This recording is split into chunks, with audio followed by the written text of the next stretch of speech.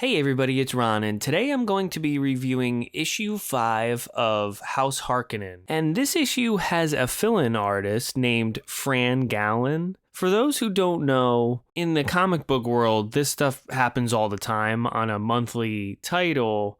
A lot of times the regular artist can maybe get behind on things a little bit because they have to draw about 22 pages every month, and sometimes that's pretty difficult for artists. So with issue 5 here, they had a fill-in artist, and I really like the art in this. I'd have to go back and really compare it to the first 4 issues to see if I like it more, but it looks really great. And I also want to shout out the colors by Patricio Del Pesce. I think they're really great, especially if you buy a physical copy. So this issue starts out with Gurney on his way to find his sister. And I do like that they don't shy away from a lot of the darker aspects of the novel that this is based on. This whole section is done in a way that's not too gruesome, but the certain things that it suggests are very dark, and they even explain how they cut Beth's voice box out in, I guess, what is a pleasure unit of a military base for the Harkonnen soldiers. So this is really dark material. I thought it was well done. I like that they didn't just take out this whole section because it really is crucial to Gurney's development as a character throughout the whole Dune series, as horrible as it is. Then we move over to Arrakis, and Liet and his friend are still with Dominic Vernius, who pretty much questions them about how they found the base so quickly, and he wants their input so that he can kind of hide himself better next time. He also does a little bit of explaining about who he is and some of the achievements he's had in his life, and I like the mention of the Ikazi Revolt, and this is deep Dune lore stuff. And I also like that in the panel he's explaining what that is, you kind of see a little bit of the actual battle in the background. And I like that stuff because these are things that are mentioned in the Dune books, but, you know, obviously we never get to see what they look like. So stuff like this is always interesting. On Caladan, we have Duke Leto with his son Victor going on pretty much just like a fishing trip. I like the way his little, I don't know what you would call it, a yacht, or his little pleasure cruise that they're on. It doesn't look too, how can I say this? It doesn't look too sci-fi. I like that things on Caladan are a little more primitive. So it was a good look for the whole section. But of course, this issue has one of the things that I had a problem with in the novel. And it's not the biggest deal, but the idea of the Elecrons, which I've talked about in the House Harkonnen novel review that I have, and then I also talk about it in the Duke of Caladan review for that book, because the Elecron is mentioned in that as well.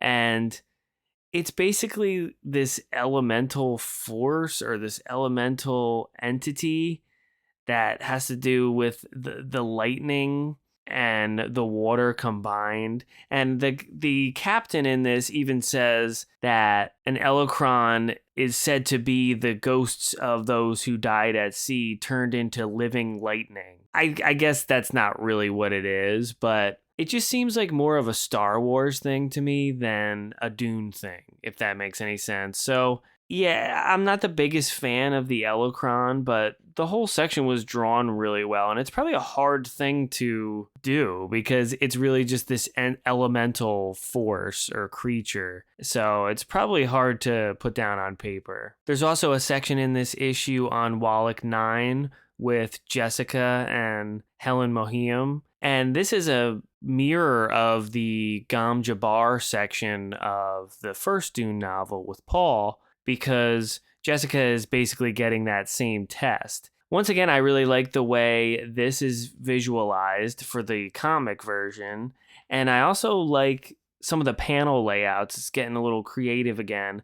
It kind of reminds me of the Dune graphic novels, they have a lot of these type of panels that aren't your traditional layouts for a comic. So that was nice to see as well. I gotta say, this artist draws some of the Ginaz Swordmaster School stuff a little better than the regular artist. And this is the point in Duncan's training where a lot of the other students are faced with a difficult choice because of certain political situations that are happening in this universe. Some of the students end up leaving because of it. Is it the most important thing to this overall story? No, but I thought it was going to be one of my favorite sections of this comic because I enjoyed those parts of the book, but it has fallen a little flat for me. And then we also get taken back to Lankavile. I gotta say, I don't remember this whole avalanche sequence, but once again, drawn really well.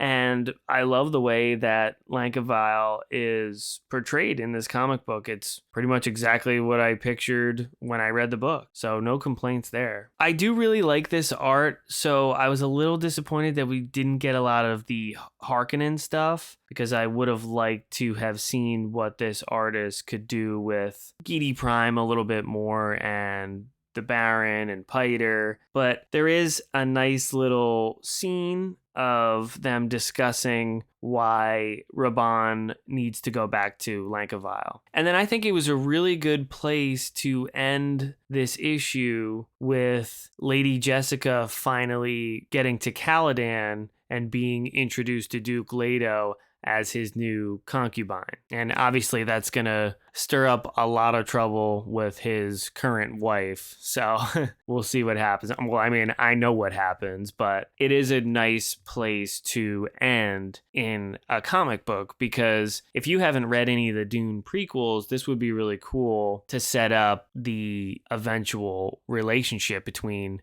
Duke Leto and Lady Jessica for the first time. So that must be interesting for new readers. And I do wonder if there are any people that are reading this stuff with only knowledge of the original Dune novels. I wonder how it reads that way. So those are my thoughts on issue 5. And let me know in the comments if you're reading this and what you think about it. Please be sure to like and subscribe. And thanks for watching.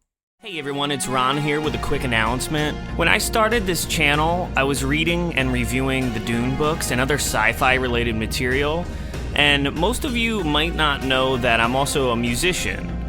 So when I was reading these sci-fi books, I started to get inspired and decided to make my own soundtrack to use for my videos, and now I'm excited to tell you all about the first volume in the Ron Reviews original soundtrack collection.